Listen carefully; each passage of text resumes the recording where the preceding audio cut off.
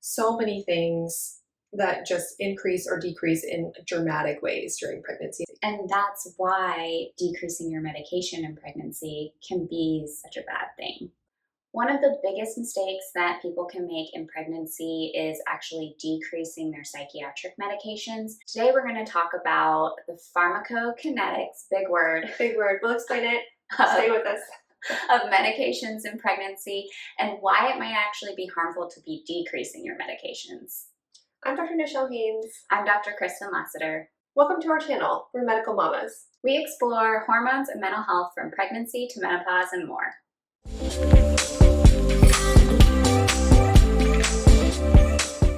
So at the most basic level, today we're going to be talking about how pregnancy changes the way your body deals with psychiatric medications and how that may impact how you feel. Yeah. And we also want to explain the pharmacokinetics. And what that means is... Basically what that means is how medications are distributed in your body, how they are broken down, how they are excreted after they are broken down, and how they sort of affect their change in your body. Yeah, and the levels of the medications in your body. So it's really important to understand the pharmacokinetics in pregnancy specifically because guess what? Pregnant bodies are vastly different than not pregnant bodies, and it's hard to treat them the same. Right, you wouldn't treat an infant the same way you would treat an elderly person, and that is kind of like just highlighting the same vast difference. There's lots of different changes which we will talk about later in the video. We have some really interesting graphs to show you as well, but it's so vastly different, and there are so many different variables that play in that there are certain times during pregnancy where these variables sort of align themselves in ways that make changes that psychiatric medications can be less effective. So we'll talk about the timing of those things, what you might see, why, and what to do about that. And I think it's important to highlight that one of the bigger mistakes is stopping your medication in pregnancy. And of course, this is dependent on each person, and always follow what your own doctor tells you to do. But that being said, when we compare the risk of psychiatric medications to the risk of mental illness, for the vast majority of cases in medications, the medication is safer than the mental illness. And when we're talking about taking psychiatric medications in pregnancy and how those levels change in pregnancy, what we don't want to do is have the baby exposed to the psychiatric medication and have the baby exposed to ongoing mental illness symptoms. So if you're just kind of taking the medication and it's not really working, then baby's kind of getting exposed to both things that can both cause risk. And ideally, we want baby just exposed to one of the things, and we want that one thing to be the lower risk causing thing. Gosh, I can't tell you how many times I have said almost verbatim those exact words to my patients because they're like, well, I want to be on lower doses of medication. I want to, make sure that I'm doing what's right for my baby. And then I say that exact same thing. And don't get us wrong, being on the lowest effective dose. The lowest effective, fully effective, that's treating all your symptoms, dose is very important. So we don't want to use unnecessarily high doses of these medications. We just want to make sure we're using the dose and still going to treat everything. And the point of this video is understanding why that dose might actually increase in some cases in pregnancy. Exactly. So let's move into talking about some of the key changes in pregnancy. I think maybe I'd like to start with something that I usually tell my patients is that, okay, your body is much smarter than we know. And it does all these things that we are not aware of or consciously decide. And when you are pregnant, its whole goal is to protect you and the pregnancy so that you can have a baby. So your body knows that during delivery, you might have, blood loss during delivery. So it does things to protect you from that, right? That you're not just like gonna be without blood, right? So it increases the blood volume. Mm-hmm. So there's lots of different examples. That's just one example. Maybe we'll talk about some more. But that's just one example of what your body does to kind of protect you. And if we think about that framework, your body is preparing for delivery and protecting you and baby, that can put a lot of this into context, right? Yeah. You can kind of think about it that way. So we're going to include a graph here. And you can see on this graph, there are lots of wackadoodle changes that your body does during pregnancy. So many things that just increase or decrease in dramatic ways during pregnancy. And that's what we were saying earlier, is that your body is very different during pregnancy. And that's why decreasing your medication in pregnancy can be such a bad thing. 100%. Okay, so when we talk about the pharmacokinetics, or like the sort of the changes that occur in pregnancy, we can kind of go through taking the medicine and getting it out of your body and move it through it that way, right? So we have absorption, which can definitely change, especially in the first trimester of pregnancy. A lot of people experience nausea and vomiting, and so they may get reduced doses of their medication if they're vomiting right after, things like that. Additionally, your gut slows down in the later portions of pregnancy. And I think this is just so interesting. So gut motility is associated with a lot of things, right? But one of them is prostaglandins. And prostaglandins sort of dilate things, or they like kind of make them more like loose, or they make things flexible. like move, right? Yeah, like they make your muscle, like your, what kind of muscles are those called again? Smooth muscles. Smooth muscles, or like your internal muscles move. Right. I don't know if I want to talk about this. Do it. Okay. So, if you have ever had a period, you know about period poops. Right? Yeah. Yeah, and it's typically more loose, and that is sort of one of the things. You have prostaglandins that help your smooth muscle in your uterus contract to get rid of the blood.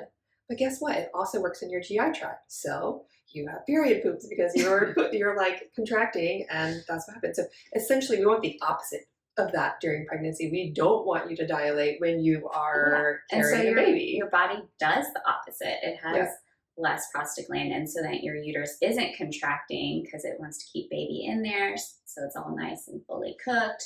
Just kidding. I love that. And same, that also then affects your GI tract. And so it's not moving things through as much. Uh-huh. And that's why people a lot of times get constipation in pregnancy too. Yeah. And so how that affects medications can kind of vary, but it doesn't make a huge significant impact. But it is kind of one of the other things that impacts the levels of medications and how they're metabolized and go through your body. Right, exactly. So that's one of the things. So how we absorb it, and then how we like sort of get it into the parts of our body that it needs to go in. And so the example I talked about at first was how you have an increased blood volume, especially towards the end of pregnancy. So I talked to my patients about, you're essentially a glass of water, and then you pour in your medication. And if you are a bigger glass of water, your medication is going to be more dilute, right? You think about like salt water or whatever, right? You're going to be less salty. And so that may mean less of the medication gets to your brain or whatever part of your body the medication is intended for. Yeah, so the concentration of the medication is more diluted, so less of it is getting to parts of your body, and therefore it's having less of an effect and impact on those receptors or parts of your body than it was before the pregnancy. Mm-hmm. Another way that the levels change in pregnancy has to do with your hepatic metabolism. What that means is your liver metabolism. Mm-hmm. So a lot of medications are metabolized, meaning our body kind of goes through them based off of our liver enzymes. And people have different types of enzymes or different genes controlling the activity of their different liver enzymes.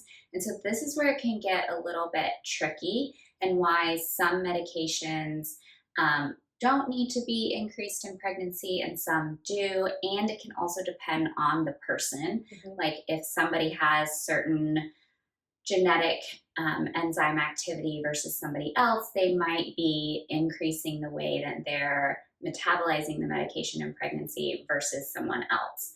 Unfortunately, though, we don't really have the tools to predict this yet in terms of who's going to metabolize it more or not. And also, like, some of the enzymes just in general increase in activity in pregnancy in your liver, and some decrease. Yes. Yes. And I think it really just points to how across the board, decreasing medication during pregnancy is generally not the right thing to do because we don't know and we can't predict what's going to happen. And I think for most psychiatric medications, at least for most of the antidepressants and for the mood stabilizers, their levels decrease in pregnancy. Not all, but most. Right, right. And we just would prefer to take a more individualized approach because there's a lot of variables that go in here.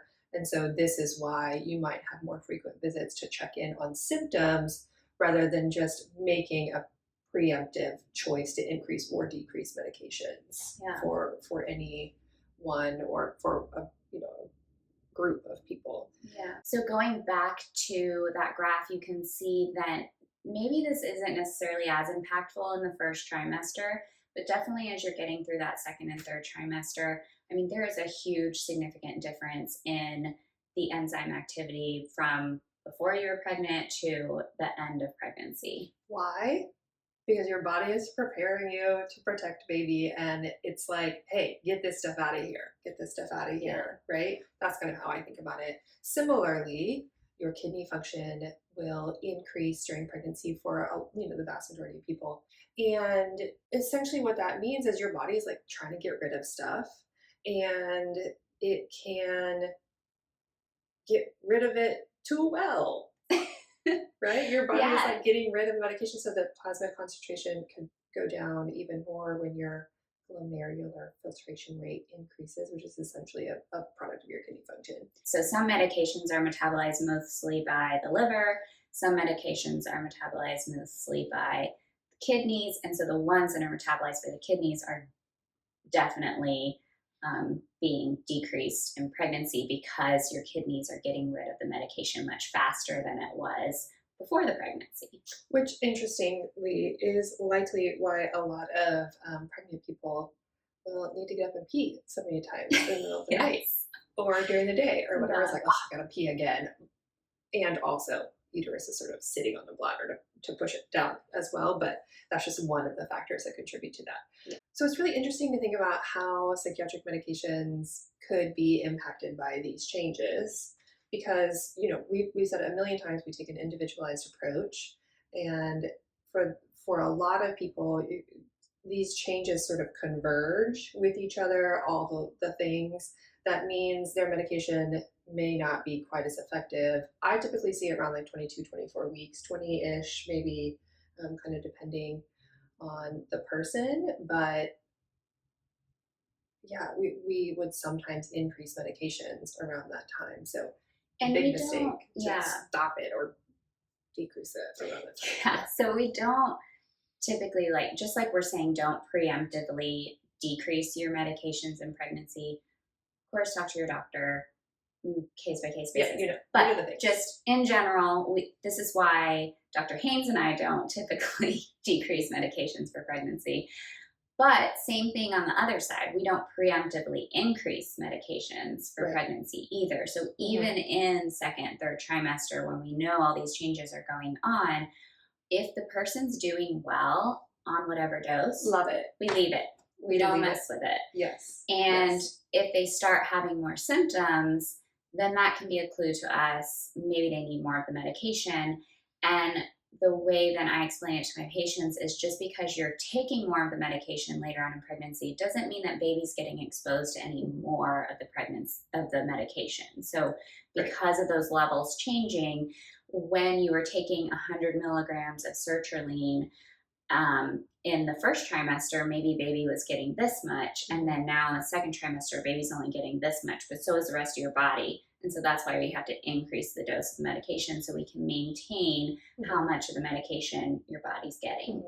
So a specific example with fluoxetine, this is kind of one of the medications that is not as clear cut, because with fluoxetine, it is very much based on metabolic, hepatic metabolism. It's gonna come out. It's gonna happen. It's coming out of my mouth. So for some people, their hepatic metabolism of fluoxetine is different from other people's. And what we see is that for some people, fluoxetine in the pregnancy stays the same. The level, the concentration doesn't really change significantly.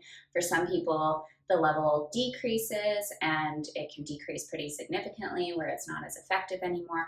And then for other people, we actually see that the level increases. And so they might get side effects that they didn't have before.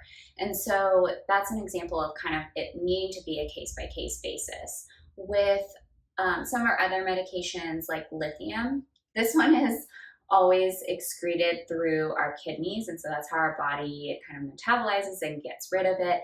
And so as our kidney function is increasing and more fluids are getting pushed out through our kidneys, the lithium level is decreasing. But anyone who's on lithium knows that you're usually checking a lithium level when you're first getting the medication started. And so it's oftentimes that if somebody starts having symptoms, we'll check a level again. And for most cases, the level has significantly dropped, which explains why the person's having symptoms again. And then we can kind of decide, okay, how much do we need to increase it by based on what their level is now. Mm-hmm. And that once we've kind of changed the dose of lithium in pregnancy, then we will monitor lithium levels throughout the rest of the pregnancy to make sure that it's kind of being maintained. And then also at the very end of pregnancy, in those last few weeks, your GFR rate actually decreases. And so then we want to make sure that lithium level's not going up too much. Mm-hmm. Right. It's a very delicate balance. And I had this conversation with a patient very recently because her lithium levels had gotten really low. She's like, oh, I just don't feel good.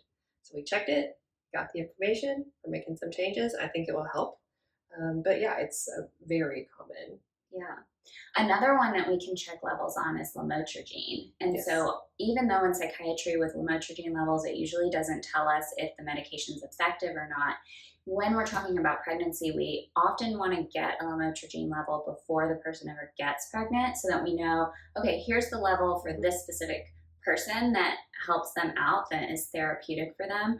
And so then later on in pregnancy, when they start having symptoms again, we can check the level and see, oh, it's low, it's this far from where it was pre-pregnancy, so this is how much we need to increase the medication by to get it back up there. Right. That's one of those really unique circumstances with pregnancy.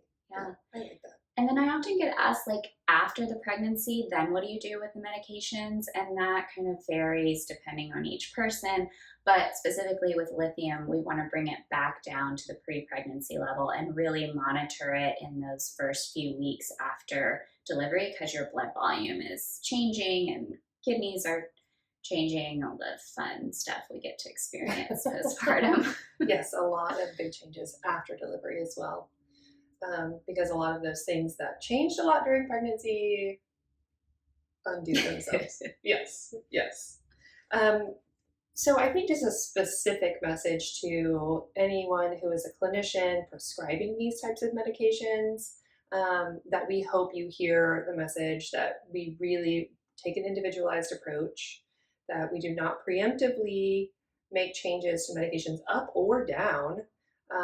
We really monitor symptoms. I guess I can't say we don't preemptively make changes. There are circumstances like with lithium where we would preemptively make changes, right? Like we're not looking specifically at symptoms. We know kind of what is happening with the kidneys and changes in blood volume and all of those things. But for the vast majority of cases, we are looking at symptoms and symptom management. And sometimes that means responding to those and checking in more frequently. It was going to come out. Yes, I mean, that's a great point. So if you're a clinician managing these patients, another question I get asked by clinicians often is like, do you go ahead and just check levels of like lithium or lamotrigine?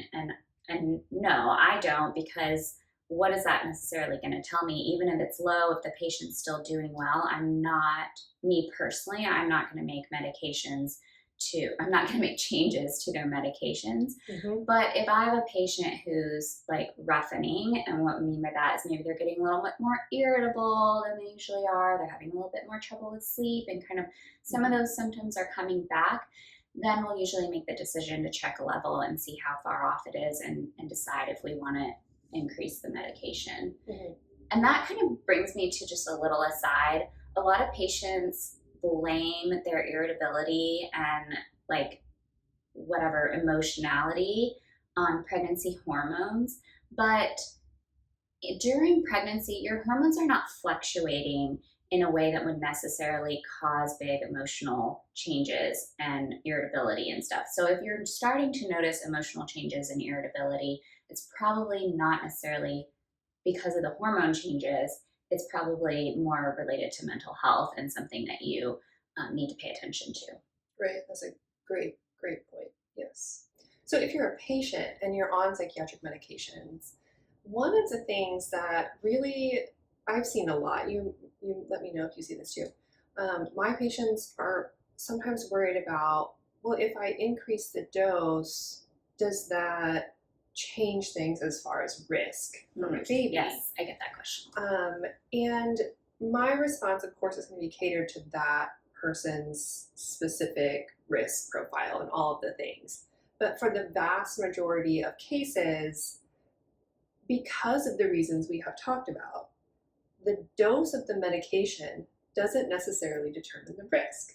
We have how much is in your blood, how much is getting to your brain, how much is getting to your baby, how are you excreting the medication, what are your enzymes doing? There's so many other things that play a role in how effective the medication is and how we look at the risk profile. So all that to say, the dose is not necessarily correlated with the risk profile. And as we have said before in the video, we much prefer to only carry the risk of medication than carry the risk of medication and the risk of illness partially for both. Yeah, right? so so research does not support that dose is correlated with risk in the majority of cases or the majority of medications and risk factors. For some, there's different nuances, but let's hypothetically say that yes, higher dose did increase risk. Okay. Still, would you rather have that increased risk from the medication, or would you rather have the risk of a mental illness? And all the other things that happen with the illness. And we know that the risk of the mental illness can be much more detrimental and harmful for the baby than the risks that are associated with the medication. So even if the risk of those things happening goes up, I personally would still rather my baby be exposed to that risk than to the risk of all the mental illness stuff like preterm birth and their brain changes and then having more risk of mental illness later in life and, all the things. Mm-hmm.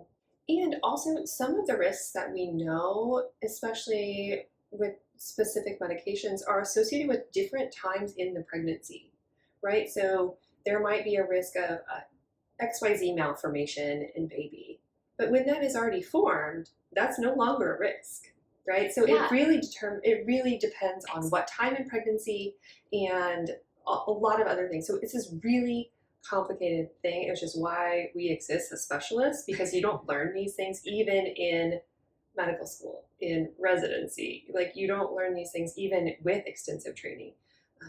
So yeah, some of the risks are irrelevant at the time which you may need to make medications. Yeah. I have a really great example of a patient of mine who she came to me wanting to get pregnant, and she was on medications, and she wanted to figure out what medications are safe in pregnancy, what should she do with her medications, and she had really bad OCD when she was not treated with medications. Like, it gets really impairing. It becomes something that she can't stop thinking about, messes up with work and home life and being able to have fun with friends and all that stuff. So we get her medications all situated. We get her down to just taking one medication. In her case, it was sertraline. And She stayed on that through the pregnancy. When the pregnancy was started, her OCD didn't come back. She was doing great. Then around the second trimester, she started noticing more like intrusive thoughts of like obsessions and things that started coming back. And they weren't necessarily super bothersome, but they were definitely there more often. And then as she went through that second trimester, they started getting more and more frequent. So we went ahead and increased the medication. And then in the third trimester, they started getting more bothersome. And so we increased the medication even more. And so she was actually on close to 400 milligrams of sertraline by the end of her pregnancy. And her symptoms were well controlled again, though. And she wasn't having any side effects. And then it was interesting, after delivery, about a month afterwards, she started having side effects to the medication. Of course, yeah, not surprising. And so we ended up decreasing it again back to kind of that pre-pregnancy level. But her OCD symptoms stayed away. I mean, she'd occasionally have some like intrusive thoughts, but Super they weren't. They weren't like distressing, or they weren't what I call sticky, like where they stick around and you can't get rid of them. So yeah, I think that's just that was an example I wanted to share of kind of how it might go for a patient who's taking medications for a specific illness in pregnancy. Yeah, and we can plug and play really any variable there, and we've seen pretty much a similar case, right? Whether it's depressive symptoms or just generalized anxiety or this med or that med, and that is a common theme that we see, which is why we don't typically want to decrease medications just for the fun of it. Yeah. So just kind of the big, conclusion of everything is that your body does some crazy things in pregnancy, and these changes have effects on the doses or the levels of the medications in your body, and that then affects how effective the medications are for treating mental illness in pregnancy.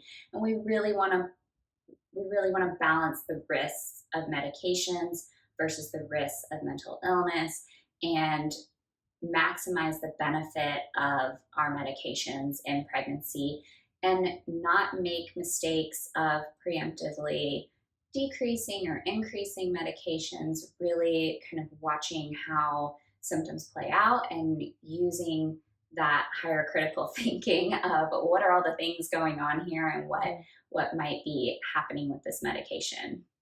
I really appreciate that about our field, that it requires gathering a lot of information, and I think that it builds a lot of rapport with the patients, and trust in what we're doing, because we're asking about all these really detailed things. I think that's just an interesting component. And I love when my patients ask me questions like, oh, well, will increasing it increase the risk, for example? And I think it's important that if you are a patient, you should feel free to ask those questions to your provider, and they should be able to sit down and have a discussion with you about risks, benefits of increasing, decreasing medication, of continuing medication versus not. It should never just be them telling you, you need to stop this, or you need to decrease this, or we're going to switch to this medication. Ask why. Get a detailed discussion. If they can't get that to you, I'd say find a different provider. Right, absolutely. So there's a lot of things to think about here, a lot of information. If you need to go back and watch something again, hopefully our explanations make sense. We are so grateful that you are here. Please let us know what you thought of this video. If you learned anything, that would be really cool for us to know. If you have a question about medication, not your personal question, but just in terms of a medication that you're curious what happens to that one in pregnancy, feel free to leave us a comment on that too. Yeah, absolutely. Thank you so much for being here. Please like, comment, subscribe. We'll see you soon. Bye.